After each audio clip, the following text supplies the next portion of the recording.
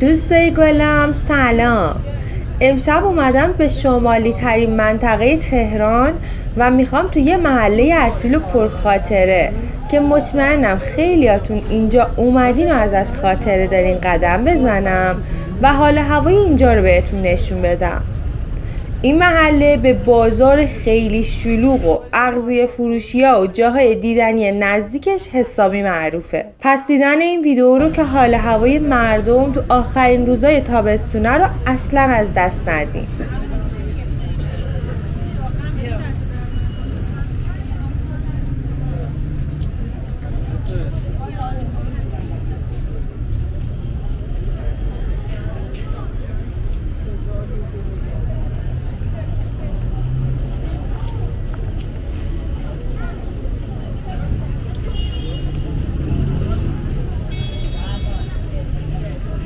اینجا میدون تجریشه که تو شمالی ترین منطقه تهرانه و این میدون مهمترین و معروفترین بخش منطقه تجریشه.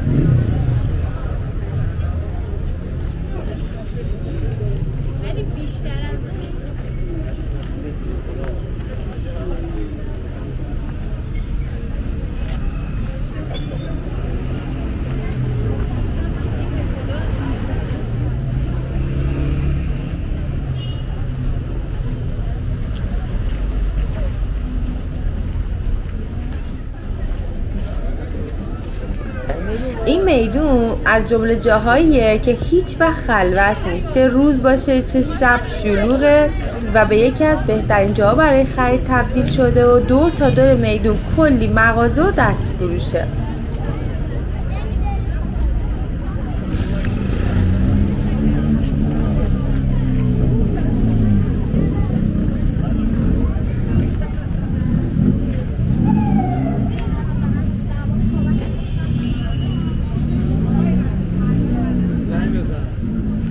الان که دارم این ویدیو رو براتون ضبط میکنم چهارشنبه 22 شهریوره و ساعت حدود 7-8 شبه.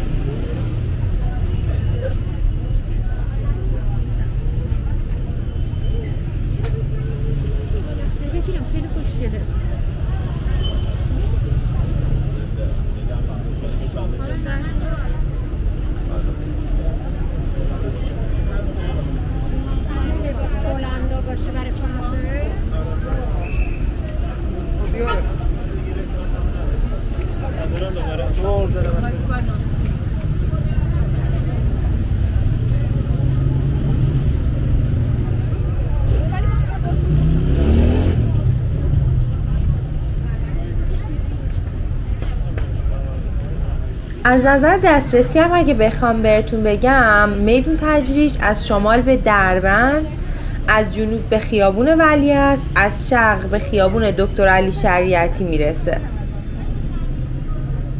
که تو ادامه ویدیو با هم میریم و تو خیابون ولیعصر که بلندترین خیابون ایران قدم میزنیم و اونجا رو هم بهتون نشون میدم.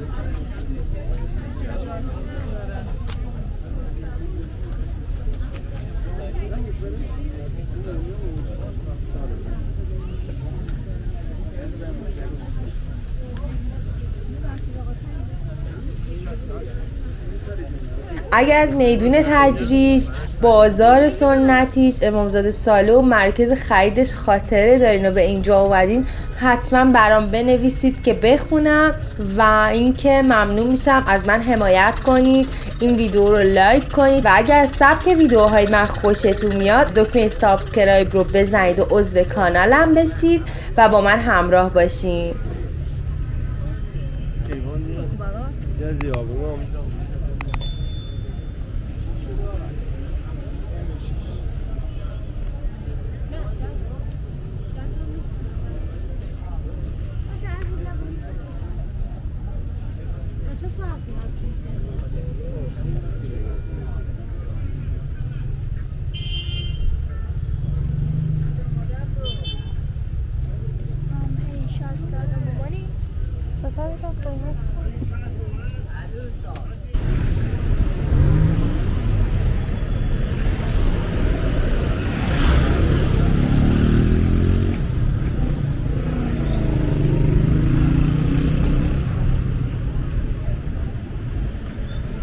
این میدون یکی از بهترین گزینه‌ها برای شکمگردیه، چون از میدون قدس تا میدون تجریش کلی غذاخوری و اغذیه فروشیه، کلی مغازه کبابی، فست فود، دل و جیگر، آش و حلیم و بستنی فروشی اینجا هست.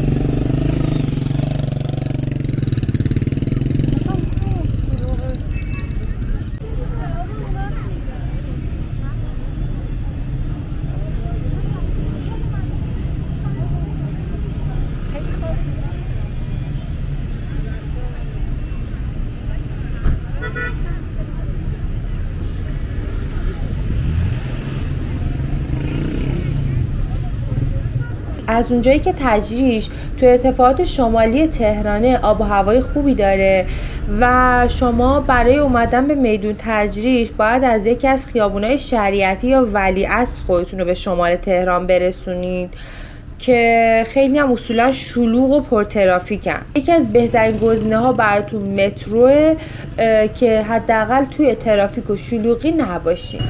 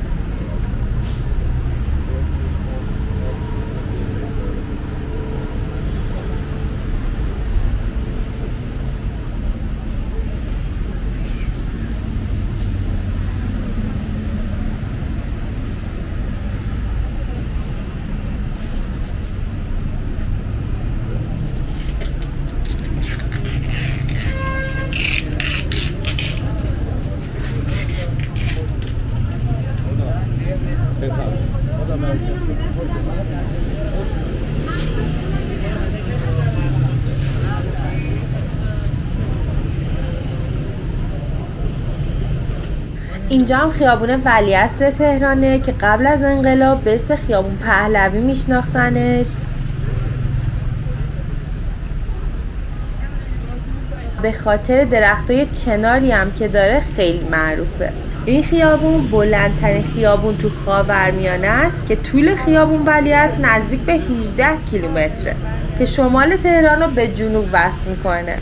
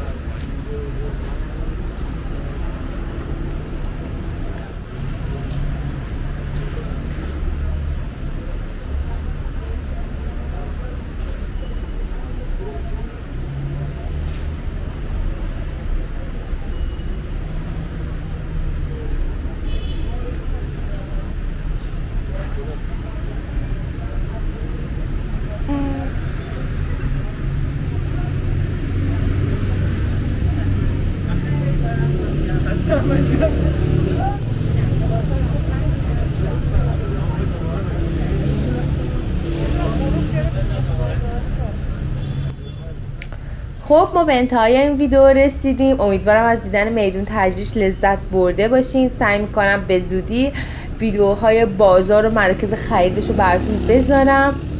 پس اگه عضو کانالم نیستین دکمه سابسکرایب رو بزنید، زنگوله کنارش رو فعال کنید که محض ویدیوی جدید از اون مطلع بشین.